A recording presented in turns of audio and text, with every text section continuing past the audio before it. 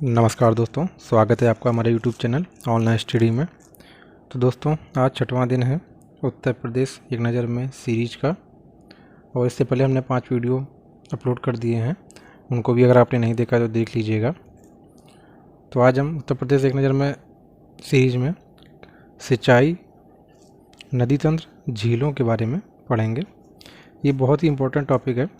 इससे पहले अगर आप अगर हमारे टेलीग्राम चैनल पर जुड़े हुए हैं तो आपको मालूम होगा कि मैंने कल एक मैप भेजा था आप लोगों को टेलीग्राम चैनल पे। उससे आपने नदियों के बारे में मैप में देख लिया होगा। तो आज उसी से रिलेटेड क्वेश्चन होंगे ताकि आपको ज़्यादा अच्छे से समझ में आ जाए। तो एक बार मैप अगर नहीं देखा है तो देख लीजिए, टेलीग्राम चैनल पर अपलोड है, ठीक है। अब बाकी अगर आपको लिंक चाहिए तो वो डिस्क्रिप्शन में दे रखा है, और चैनल को सब्सक्राइब कर दीजिए। अगर पसंद आए, ना पसंद आए तो आप मुझे कमेंट करके बता दीजिए कि क्या इसमें सुधार लाया जा सकता है। और दोस्तों के साथ ज़रूर शेयर करिए, क्योंकि ज्ञान बांटने से ही बढ़ता है। तो चलिए बिना आपका समय बर्बाद किए शुरू करते हैं। तो चलिए दोस्तों, आज हम पढ़ने जा रहे हैं नदी तंत्र के बारे में।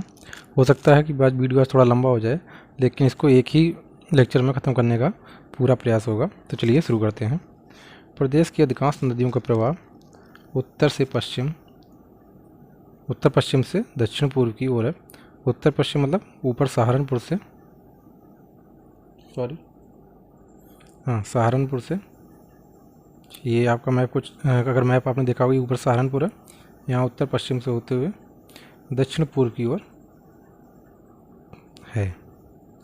प्रदेश के मैदानी भाग में समानांतर अप्रवाह तंत्र पाया जाता है। राज्य की जो सर्वाधिक प्रदूषित नदी है ये आपकी यमुना है। अच्छा, कि जो गंगा नदी है वो कन्नौज से वाराणसी तक सर्वाधिक प्रदूषित रहती है। गंगा नदी है कन्नौज से वाराणसी तक सर्वाधिक प्रदूषित रहती है। गंगा नदी से रामगंगा कन्नौज के पास बाईं ओर से मिलती है। जो गंगा नदी आपकी बहती हुई आ रही है उससे रामगंगा नदी बाईं ओर से मिलती है। ये रामगंगा होगी, मैप आप एक बार देख लीजिएगा। ये आपकी कन्नौज पे मिलती है, ये आपकी गंगा नदी होगी, तो बाईं ओर से मिलती है आगे। प्रदेश में रामगंगा कालागढ़ बिजनौर में सर्वप्रथम प्रवेश करती है। जो रामगंगा है वो कालागढ़ में सर्वप्रथम प्रवेश करती है। आप मैप ज़रूर देखिएगा। अगर टेलीग्राम चैनल पर अगर नहीं जुड़े हैं तो ज़रूर जुड़ जाइए, और वहाँ से मैप को एक बार डाउनलोड कर लीजिए। उसमें सारी नदियों का मैंने मैप में बता रखा है, तो उससे ज़्यादा आपको अच्छे से क्लियर हो जाएगा, क्योंकि मैप से पढ़ने में ज़्यादा समय तक याद रहता है। मेजा जलाशय नहर परियोजना के तहत बेलन नदी पर मिट्टी का बांध बनाया गया है। आगे देखते हैं। मैं उस तरह से नहीं पढ़ाना चाहता हूँ कि आपको आधे घंटे क्लास करूँ, उसके बाद 20 क्वेश्चन मैं बता दूँ वन लाइनर वाले, तो वो नहीं है। आप कहीं से भी पढ़िए, और अच्छा होगा किताबों से पढ़ें। जहाँ ना समझ में आए उसमें, उसके बाद यूट्यूब पे इतना मटेरियल रहा है वहाँ से पढ़ लीजिए। रिवीजन करने के लिए मेरे चैनल पे आइए, क्योंकि यहाँ पे छोटा वीडियो बनाता हूँ, और छोटे वीडियो में ज़्यादा से ज़्यादा क्वेश्चन आपके बनने वो प्रयास करता हूँ। मौदवा एवं मूसा कहन बांध क्रमशः ब्रह्मा नदी एवं कर्मसा नदी पर बनाए गए हैं। ये लेक्चर मेरे आपको तभी फ़ायदे करेंगे अगर आपने पहले से कहीं पढ़ रखा है, या अगर आप का एग्ज़ाम 10, 15, 20 दिन में बाद है, आप नहीं पढ़ पाएंगे तो इनको डिवीज़न कर लेंगे, रट लेंगे, तो भी आपको उत्तर प्रदेश में दिक्कत नहीं होगी। प्रदेश में सबसे अधिक लंबाई में नहरें रायबरेली 2843 किलोमीटर में है। प्रदेश में ऊपरी गंगा नहर जल विद्युत उत्पादन का केंद्र है। अब पढ़ लेते हैं थोड़ा हर नदी के बारे में, ठीक है। तो गंगा के बारे में आपको पढ़ना होगा।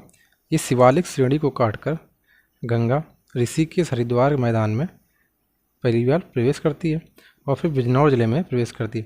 देखिए ये होता क्या है, ये ऋषिकेश और हरिद्वार से मैदान में, ऋषिकेश से निकली, फिर मैदान में आई हरिद्वार में, उसके बाद बिजनौर, उत्तर प्रदेश में बिजनौर से ज़िले में प्रवेश कर गई, ठीक है। मतलब हरिद्वार में मैदान में, ऋषिकेश में पहाड़ों में गौमुख से, फिर हरिद्वार में मैदान में, फिर बिजनौर में ज़िले में प्रवेश कर गई। हल्दिया से इलाहाबाद तक का यह राष्ट्रीय जलमार्ग वन के रूप में है, यानी कि हल्दिया से इलाहाबाद तक जो गंगा है उसको राष्ट्रीय राजमार्ग जलमार्ग 1 का है, 1 के रूप में है। यह राज्य के 28 जिलों में बहती हुई बिहार में प्रवेश करती है। 75 जिले हैं यूपी में, उनमें से 28 जिलों में गंगा बहती है। और फिर कहाँ प्रवेश कर जाती है? ये आपकी बिहार में प्रवेश कर जाती है। अब यमुना के बारे में देख लेते हैं। यमुना में इसका प्रवेश सहारनपुर में। सहारनपुर कहाँ है? ऊपर की तरफ है, उत्तर प्रदेश, उत्तर में है। ये हिमाचल प्रदेश से जुड़ा हुआ है, ठीक है। ये यहाँ पे हरियाणा है, तो यहाँ से आपकी प्रवेश करती है उत्तर में, सहारनपुर के फैजाबाद नामक स्थान पर प्रवेश करती है। और सहारनपुर आपका कहाँ है? उत्तर में। बेतवा नदी इससे हमीरपुर के पास मिलती है। बेतवा नदी जो है इससे हमीरपुर के पास मिलती है। बेतवा नदी निकलती कहाँ से? ये मध्य प्रदेश से आती है और हमीरपुर में मिल जाती है। इसमें बांदा के पास केन नदी मिलती है। बांदा के पास केन नदी मिलती है। बांदा में भोजहा नामक जो स्थान है वहाँ पर केन नदी मिलती है। और यमुना नदी कितने जिलों? ये 19 जिलों में बहती हुई प्रयाग में गंगा से मिल जाती है। गंगा में हर साल कुंभ मेला लगता है, वो क्या संगम उसको बोला जाता है। तो वहाँ पे यमुना भी मिलती है, गंगा भी मिलती है, और सरस्वती जो है वो अदृश्य रूप से मानी जाती है। तो ये 19 जिलों में बहती हुई प्रयाग में गंगा से मिल जाती है। शारदा नदी, या इसको काली नदी भी बोलते हैं, ठीक। प्रदेश में यह सर्वप्रथम पीलीभीत जिले में प्रवेश करती है। प्रदेश में यह सर्वप्रथम पीलीभीत जिले में प्रवेश करती है और सीतापुर के पास घाघरा नदी से मिल जाती है। और सीतापुर में घाघरा नदी के पास मिल जाती है, ठीक है। अब इसको अयोध्या में सरयू नदी नाम से जाना जाता है। तो शारदा के नाम कितने हो गए? एक तो हो गया इसका नाम शारदा, एक हो गया काली, और तीसरा नाम क्या हो गया? सरयू नदी। सरयू नदी कहाँ बोला जाता है? अयोध्या में इसको सरयू नदी नाम दे दिया है, सरयू नदी नाम दे दिया जाता है। फिर पढ़ते हैं गोमती नदी के बारे में। इसका उद्गम क्षेत्र पीलीभीत का फुलहर झील है। गोमती जो नदी है ये पीलीभीत के फुलहर झील से निकलती है। यह गाजीपुर के कैथी नामक स्थान पर गंगा से मिल जाती है। गाजीपुर में कैथी नामक एक स्थान है, वहाँ पर गंगा से मिल जाती है। अब अगर आपने मैप देखा होगा कल ध्यान से तो आपको समझ में आ जाएगा, ठीक है। आप देखते हैं चंबल नदी। चंबल नदी का उद्गम होता है जानापाव पहाड़ी, ये आपकी इंदौर मतलब एमपी से, ठीक। जानापाव पहाड़ी से निकलती है। काली, सिंध, पार्वती, बनास आदि इसकी सहायक नदियाँ हैं, ठीक। ये इटावा से लगभग 40 किलोमीटर दूर यमुना में मिल जाती है। चंबल किससे मिलती है? यमुना से। और 40 किलोमीटर दूर कहाँ से? इटावा से लगभग 40 किलोमीटर दूर यमुना से मिल जाती है। अच्छा, इसको याद करने का तरीका क्या है? चंबल में जान बचाना मुश्किल हो जाता है, तो जान बचाने से जाना पाओ पहाड़ी, जहाँ, या तो इसको इस तरह से कर सकते हैं, चंबल जहाँ जाना पाओ, जा ना पाओ। घाघरा नदी, इसको पढ़ लेते हैं। ये तिब्बत के पठार पर स्थित मापचुंगा हिमनद से निकलती है। तिब्बत आपका जैसे आपका यूपी का नक्शा हो गया, यहाँ पे तिब्बत है, तिब्बत के पठार से निकलती है घाघरा नदी। और चुंगो नदी से हिमनद से निकलती है। यह नदी पर्वतीय क्षेत्र में करनाली तथा मैदानी क्षेत्र में घाघरा के नाम से जानी जाती है। इसको मैदानी क्षेत्र में घाघरा कहा जाता है, पर्वतीय क्षेत्र में करनाली कहा जाता है। और इसी को अयोध्या में सरयू नदी के नाम से पुकारा जाता है। अयोध्या से आगे बढ़ने पर देवरिया के पास बरहेज में राप्ती नदी से मिलती है तथा छपरा में गंगा से मिल जाती है। तो इसके नाम क्या हो गया? घाघरा, एक क्या हो गया? करनाली, एक क्या हो गया? सरयू। ये इसके 3 नाम हो गए, ये भी आपको याद रखना है। इस तरह से नदियाँ इम्पोर्टेंट होती हैं। राप्ती जो है नेपाल के रूकमकोट नामक स्थान से निकलती है। नेपाल के रूकमकोट नामक स्थान से निकलती है। इसकी प्रमुख सहायक नदी रोहिणी है। यह प्रदेश में बहराइच, श्रावस्ती, बलरामपुर, सिद्धार्थनगर, संत कबीर नगर एवं गोरखपुर से बहती हुई देवरिया के बरहेज के समीप घाघरा में मिल जाती है। देखिए एक चीज़ और याद रखिएगा, जिनमें मैंने इस तरह से टिक लगा रखे हैं, जिनमें मैंने ऐसे टिक मार रखे हैं, वो तो इम्पोर्टेंट है, आपको याद ही रखना है। बाकी अगर ये सब भी आप याद रख लेते हैं, ये तो बहुत ही बेनिफिट हो जाएगा आपके लिए। नहीं तो अगर वो ना याद कर पाएँ तो जिसमें मैंने टिक लगा रखे हैं वो तो आपको याद ही रखना है, वो तो कंपलसरी ही आपको, वो तो भूलना ही नहीं है। अच्छा, वीडियो कैसी पसंद आ रही है, नहीं पसंद आ रही है, कमेंट करके ज़रूर बताया करिए। बेतवा, बेतवा उद्गम इसका कहाँ है? भोपाल के दक्षिण पश्चिम में। भोपाल आपका कहाँ है? एमपी में, एमपी की राजधानी है ये। बेतवा का उद्गम होता है भोपाल के दक्षिण पश्चिम से, और बेतवा ललितपुर, झांसी और जालौन में बहती हुई हमीरपुर के निकट यमुना से मिल जाती है। हमीरपुर के निकट यमुना से मिल जाती है। और बेतवा का उद्गम कहाँ होता है? भोपाल से। केन नदी, केन नदी का उद्गम होता है कैमूर पहाड़ियों से। और कैमूर पहाड़ियाँ हैं कहाँ? मध्य प्रदेश में। मैंने इनको लिख भी रखा है ताकि आपको जब पीडीएफ मिले ना तो आपको याद रहे। जैसे अगर आपको केवल इतना ही देता है कैमूर पहाड़ियों से, तो आपको अभी यही नहीं मालूम रहेगा कैमूर पहाड़ियाँ हैं कहाँ पे। तो कहाँ पे है? मध्य प्रदेश में। और बांदा में भोजह के निकट यमुना में मिल जाती है। यमुना में मिल जाती है। आप इसको इस तरह से देखिए, नोट्स अगर बनाते हैं तो आप इस तरह से बनाइए।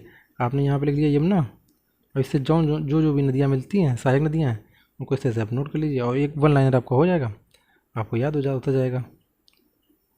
समझे? इस तरह से आप बना लीजिए, आपको एक बार में याद हो जाएगा। टोंस, इसका उद्गम मेहर के निकट तमसा कुंड से होता है। टोंस इसका उद्गम मेहर के निकट तमसा कुंड से होता है। ये सिरसा इलाहाबाद के पास गंगा नदी मिल जाती है। बिहार जलप्रपात टोंस नदी पर ही स्थित है।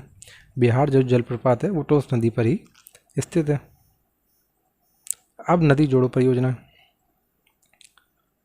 नदी जोड़ो परियोजना शुरू की गई उत्तर प्रदेश और मध्य प्रदेश सरकार के बीच। एक समझौता हुआ कि 25 अगस्त 2005 को समझौता हुआ कि केन एवं बेतवा नदी को जोड़ा जाए।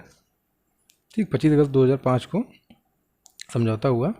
अब देखिए 25 अगर याद करने का तरीका क्या है, ये 2 जीरो हटा दें तो 25 25 हो जाएगा। यानी कि अगर 2005 अगर आपने याद रख लिया तो आपको तारीख भी याद हो जाएगी। ये 2 जीरो हटा दीजिए तो 25 अगस्त 2005 को केन एवं बेतवा नदी को जोड़ने संबंधी हस्ताक्षर हुए। इसके तहत मध्य प्रदेश में पन्ना के निकट केन नदी पर एक बांध बनाया जाएगा, जहाँ से नहर द्वारा पानी को बेतवा नदी में लाया जाएगा, जो झांसी के निकट बेतवा से मिलेगी। इसकी पीडीएफ टेलीग्राम पे पहुँच जाएगी, उस पर आपको ज़रूर आना है। टेलीग्राम को ज़रूर ज्वाइन कर लीजिए, क्योंकि वहाँ मैं कुछ ना कुछ अपडेट करता रहता हूँ नया।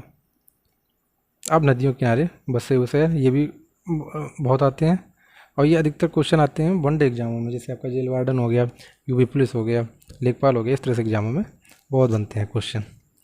देखते हैं गंगा के किनारे कौन कौन शहर हैं। गढ़मुक्तेश्वर, कचला घाट, फतेहगढ़, बिल्लौर, बिट्टूर, कानपुर, उन्नाव। ये कानपुर आपका नगर है, देहात नहीं है। डलमऊ, संगबीरपुर, इलाहाबाद, सिरसा, वाराणसी, गाजीपुर, शेरपुर। शेरपुर आपका बलिया में है। यमुना किनारे देख लेते हैं। बागपत, वृंदावन, मथुरा, आगरा, बटेश्वर, इटावा, हमीरपुर, कौशाम्बी, इलाहाबाद। मैप ज़रूर देख लीजिएगा, उससे आपको काफ़ी क्लियर हो जाएगा। गोमती किनारे कौन से हैं? लखनऊ, जौनपुर, सुल्तानपुर। और जब मुझे ये बताइएगा ये जौनपुर किसने बनवाया था?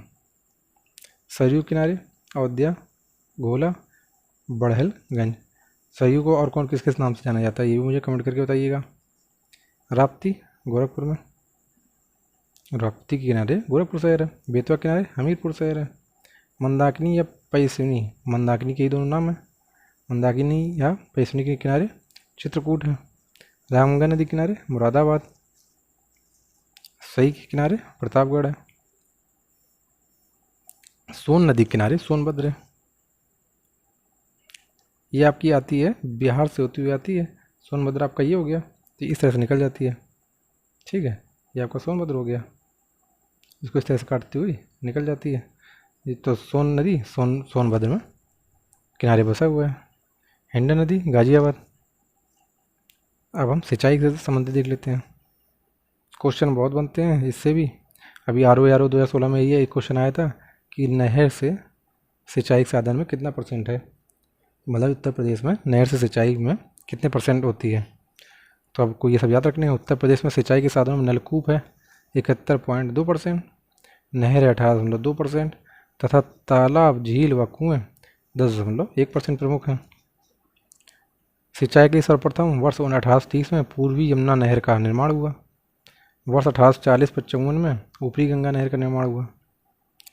प्रदेश के पूर्वी भाग में नलकूपों की गहनता सर्वाधिक है। प्रदेश में सर्वाधिक सिंचाई नलकूपों द्वारा होती है। भाई 71% अगर हो रही है तो सबसे ज़्यादा इसी के द्वारा हुई। तो प्रदेश में सर्वाधिक सिंचाई किसके द्वारा होती है? नलकूपों के द्वारा। और अच्छा क्वेश्चन बना देंगे तो हो जाएगा कितने % होती है, तो 71.2%। अगर 71 आपने याद रख लिया तो चाहे 70 आ जाए ऑप्शन में या 72 आ जाए, दोनों ही आपको टिक करने हैं। आगे देखते हैं। अब है वर्ष 1930 में सर्वप्रथम मेरठ से नलकूप का निर्माण शुरू हुआ। वर्ष 1930 में सर्वप्रथम मेरठ से नलकूप का निर्माण शुरू हुआ। निःशुल्क बोरिंग योजना वर्ष 1985 में शुरू की गई। वीडियो हो सकता है थोड़ा लंबा हो जाए, लेकिन उसमें आपको परेशान नहीं होना, क्योंकि ये एक ही वीडियो में सारा कुछ क्लियर हो जाएगा आपका। पूर्वी यमुना नहर 1830 में। मध्य प्रदेश की प्रमुख नहरें हैं। ये राज्य की सबसे पुरानी नहर है, पूर्वी यमुना नहर। यह नहर फैजाबाद सहारनपुर नामक स्थान से यमुना नदी से निकाली गई है। ऊपरी गंगा नहर, ये 1840 और 55 में। यह हरिद्वार के समीप गंगा के दाहिने किनारे से निकाला गया। इसमें क्या करता है, जैसे कोई नदी है उसी से एक काट कर नहर बना दी जाती है, ठीक है। निचली गंगा नहर, ये 1878 में। यह नहर नरौरा बुलंदशहर नामक स्थान पर गंगा से निकाली गई है। नरौरा और बुलंदशहर। नरौरा नाभिकीय ऊर्जा के लिए का केंद्र है। इसकी कुल लंबाई 8800 किलोमीटर है। अब ये शारदा नहर, यह उत्तर प्रदेश की सबसे बड़ी नहर प्रणाली है। इसकी कुल लंबाई 12,368 किलोमीटर है। यह नहर नेपाल की सीमा पर पीलीभीत नामक स्थान पर शारदा से निकाली गई है, नदी से निकाली गई। जो शारदा नहर है वो शारदा नदी से निकाली गई है। रानी लक्ष्मीबाई बांध यह नहर झांसी जिले में बेतवा नदी पर माता टीला नामक स्थान पर बनाई गई है। रिहंद घाटी परियोजना, यह सोनभद्र जिले में पिपरी नामक स्थान पर है। केन नहर उत्तर प्रदेश और मध्य प्रदेश की संयुक्त परियोजना है। यह नहर मध्य प्रदेश में पन्ना से निकाली गई है, ठीक है। केन नहर आपकी पन्ना से निकाली गई है, मध्य प्रदेश की। बेतवा नदी झांसी के परीक्षा नामक स्थान से निकाली गई है।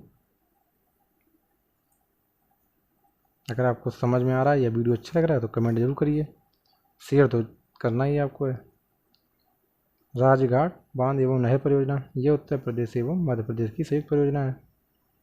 इसके तहत अच्छा एक चीज़ और है, उत्तर प्रदेश और मध्य प्रदेश से ही अधिकतर योजना क्यों है, क्योंकि मध्य प्रदेश की जो सीमा है, मध्य प्रदेश 11 जिलों से सीमा बनाता है उत्तर प्रदेश की, इसलिए अधिकतर परियोजना मध्य प्रदेश के साथ ही बन रही है। हथनीकुंड बैराज, ये 5 राज्यों की संयुक्त परियोजना है। सहारनपुर के पास यमुना नदी पर 1872 में इस बैराज का निर्माण हुआ। सहारनपुर आपका उत्तर में है, ठीक है। ये इस तरह से हिमाचल प्रदेश और आपका हरियाणा इधर, ये 5 जिलों से है, 5 राज्यों से है। तो कौन कौन से राज्य हैं पहले देख लेते हैं। 1878 में बाढ़ से क्षतिग्रस्त होने की वजह से जल बंटवारे का समझौता हुआ। अब 12 मई 1994 को ये समझौता हुआ कि हरियाणा, हिमाचल प्रदेश, उत्तर प्रदेश, दिल्ली और राजस्थान के बीच समझौता हुआ। तो ये 5 राज्य हो गए, 1 2 3 4 और 5। और ये किस तरह से हैं, जैसे ये आपका हो गया सहारनपुर, यहाँ हो गया आपका हिमाचल, ये आपका हो गया राजस्थान, हरियाणा, फिर आपका हो गया राजस्थान, यहीं पर हो गया आपका दिल्ली, ये आपका उत्तर प्रदेश है, ठीक। अतः दिसंबर 1994 में एक नई हथनीकुंड बैराज की नींव रखी गई, जो 1999 में पूर्ण हो गया। इसे कहा जाता है ताजे वाला बैराज, ठीक है। इतना क्लियर हो गया होगा आपको। अब देखते हैं बाणसागर बांध। इस बांध के द्वारा उत्तर प्रदेश, मध्य प्रदेश एवं झारखंड से को मिलने वाले लाभ का 1:2:1 के अनुपात में बंटवारा होगा। मतलब इस बांध से जो भी पानी मिलेगा वो उत्तर प्रदेश को 1% मिलेगा, इसको 2 मिलेगा हिस्सा, इसको 1 हिस्सा मिलेगा झारखंड को। यह मध्य प्रदेश जिले में शहडोल जिले में सोन नदी पर निर्मित है। गोकुल बैराज परियोजना, ये आगरा और मथुरा की पेयजल समस्या के निदान हेतु इसका निर्माण किया गया। गोकुल नाम है तो वहाँ समझ जाइए, आगरा और मथुरा की पेयजल समस्या के निदान हेतु इसका निर्माण किया गया। लवकुश बैराज, लवकुश आपका कानपुर नगर को पेयजल उपलब्ध कराने के लिए निर्माण किया गया। अच्छा, लवकुश नाम क्यों दिया गया है, इसका भी कारण है। बिट्ठूर यहाँ से जुड़ा हुआ है कानपुर से, बिट्ठूर में गंगा है और ये बिट्ठूर में ही लवकुश पैदा हुए थे, ऐसा माना जाता है, क्योंकि सीता जी यहीं रुकी थी, यहीं आश्रम था वाल्मीकि आश्रम। अब आगरा बैराज, आगरा को पेयजल उपलब्ध कराने हेतु निर्माण किया गया है। अब आगरा जब नाम है तो आगरा को ही पेयजल उपलब्ध कराया जाएगा। गंगा जल परियोजना, पेयजल के लिए दिल्ली नोएडा बाईपास के समीप प्रताप विहार में निर्माण हुआ। नोएडा और गाजियाबाद को लाभ मिलेगा। गंगा जल परियोजना है, इसमें नोएडा और गाजियाबाद को लाभ मिलेगा, क्योंकि ये दिल्ली नोएडा बाईपास के समीप प्रताप विहार में इसका निर्माण हुआ है। भाई अब दिल्ली नोएडा के पास अगर हुआ है तो लाभ भी तो नोएडा और गाजियाबाद को मिलेगा, क्योंकि यही दिल्ली के सबसे पास है।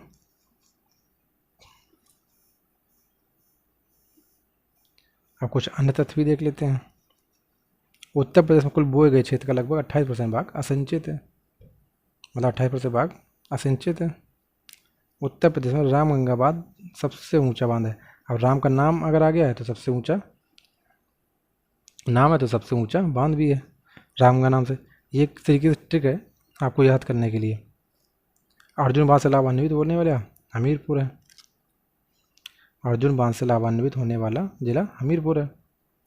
अर्जुन है तो अमीर होंगे, अमीर से हमीर, अर्जुन अमीर, अमीर से हमीरपुर। इसे रिलेट करके याद करिएगा तो ज़्यादा देर तक याद रहेगा। प्रदेश में नहरों की सबसे अधिक लंबाई रायबरेली। प्रदेश में नहरों की सबसे अधिक लंबाई रायबरेली जिले में है। प्रदेश में नहरों की सबसे कम लंबाई ज्योतिबा फुले जिले में है। सबसे कम लंबाई नहरों की ज्योतिबा फुले जिले में है।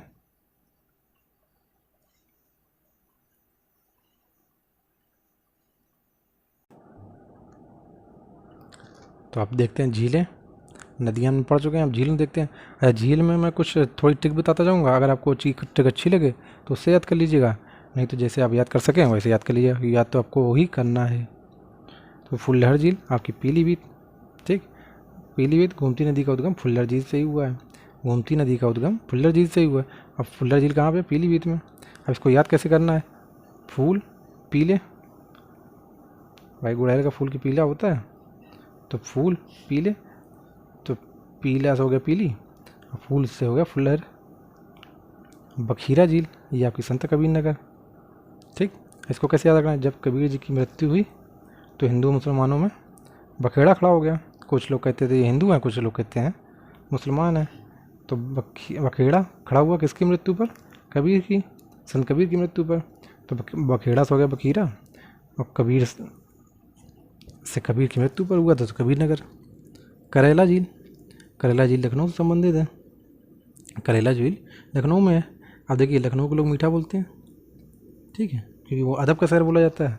अब अदब का शहर बोला जाता है तो बोला जाता है जितना कड़वा खाएंगे उतना ही अच्छा बोलेंगे। तो करेला होता है कड़वा, तो करेला खाते हैं लखनऊ वाले, तभी मीठा बोलते हैं।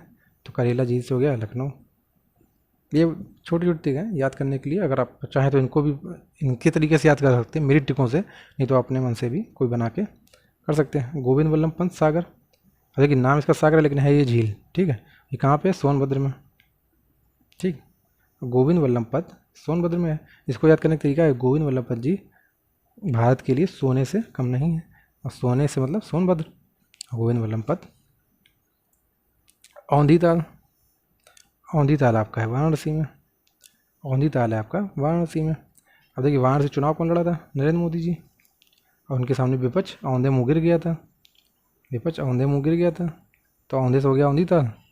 वाराणसी में मोदी जी खड़े हुए थे, तो कहाँ पे औंधे मुँह गिरे? वाराणसी में। तो औंधी ताल कहाँ पे? वाराणसी में। लोधी ताल ये आपका सुल्तानपुर में है। अब लोधी ताल से आपको याद आ गया होगा, इब्राहिम लोधी थे, इब्राहिम लोधी। और ये कौन थे? सुल्तान दिल्ली के। इनको हराया किसने था? बाबर ने। तो लोधी से क्या हो गया? सुल्तान। तो अब लोधी ताल कहाँ हो गया? सुल्तानपुर में। देवरिया ताल कन्नौज में, ये तो आपको याद ही होगा क्योंकि इस समय तो नीर में छाया हुआ मामला है। रिया, तो रिया जो थी वो कहाँ का तेल इत्र लगाती थी? ये लगाती थी कन्नौज का। तो देवरिया से क्या हो गया? कन्नौज। ये हो गया रामगढ़ ताल, ये गोरखपुर। अब गोरखपुर में हैं योगी जी, और योगी जी ने एक सबसे बड़ी मूर्ति लगाने का वादा किया है अयोध्या में। तो रामगढ़ से हो गया गोरखपुर, गोरखपुर में है योगी जी, इसे याद कर लीजिए। रामगढ़ से गोरखपुर रिलेट कर लीजिए। बड़ा ताल ये शाहजहाँपुर है। अब जब बड़ा ताल है शाहजहाँपुर, और शाहजहाँ स्थापत्य कला के का स्वर्णकाल कहा जाता है, और इन्होंने ताजमहल बनाया है, सब बड़ी बड़ी चीज़ बनाई है ताजमहल। तो बड़ा ताल शाहजहाँपुर से, शाहजहाँ को बड़ा ताल से रिलेट कर दीजिए।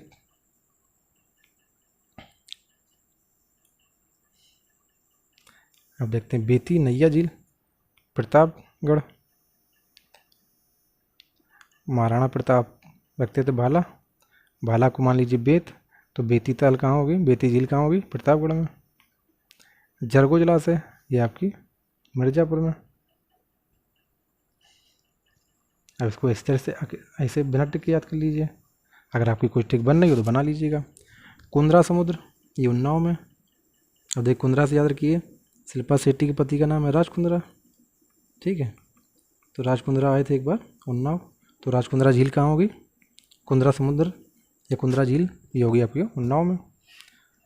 शुक्रताल ये मुजफ्फरनगर में है। अलवारा झील ये आपकी कौशाम्बी में। जहाँ ट्रिक नहीं बन रही है वहाँ ट्रिक नहीं बन रही है, आप जो बना सकें तो बना लीजिएगा।